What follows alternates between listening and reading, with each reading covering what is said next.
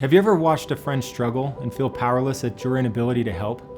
I've watched my African friends struggle in some way for 10 years and have always felt overwhelmed and powerless. Like many others, I see what I have and simply want to help. But what good can I do? Africa Thryves, also known as Kazare Capital, is the culmination of a 10-year search for solutions to help with the problems facing Africa. As a U.S. military veteran, I am proud of our country and its achievements. I have always recognized that our Constitution is special. But in 2009, I began to understand the world through the eyes of a South Sudanese military officer named Africano. A friendship that was forged while attending the Naval Postgraduate School in Monterey, California, led me to a passion that has been in my heart every day since that time. Africano and I were close to the same age, so I contrasted my life experience with his. I grew up taking education, health, and rule of law for granted. Africano, on the other hand, found himself as a child soldier after his village was bombed by government forces while he was attending his elementary school. I lived a relative life of luxury, peace, and security, while death, torture, and poverty became part of Africano's daily experience for more than 25 years.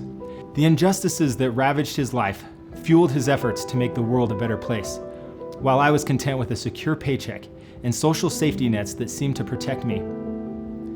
During our 15 months together, he mentored me and invited me to help find solutions that might help his people have a better future than he had. Since that time, I have studied, observed, questioned, and pondered the problems facing Africa. I have attended classes, read books, written papers, and interviewed professionals across the spectrum of security and foreign development. Professionally, I have lived in Africa for 2 years and have immersed myself in finding solutions to Africa's security problems.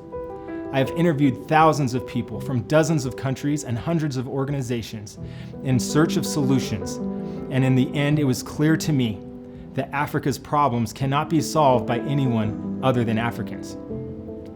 I believe they simply need to be empowered, so I concluded that entrepreneurship was the best path to meaningful solutions.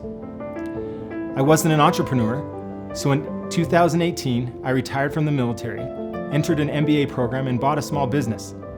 After my 10-year quest, I feel better prepared to keep my commitment to Africano and apply the lessons I have learned. To help with this, we have created the Prosperity Pod development system that focuses on helping African entrepreneurs establish the habits of prosperity in their businesses and their communities. We invite you to visit our website to learn more about how you can help. If that isn't enough, feel free to email or call us. We love sharing ideas that will help our African friends.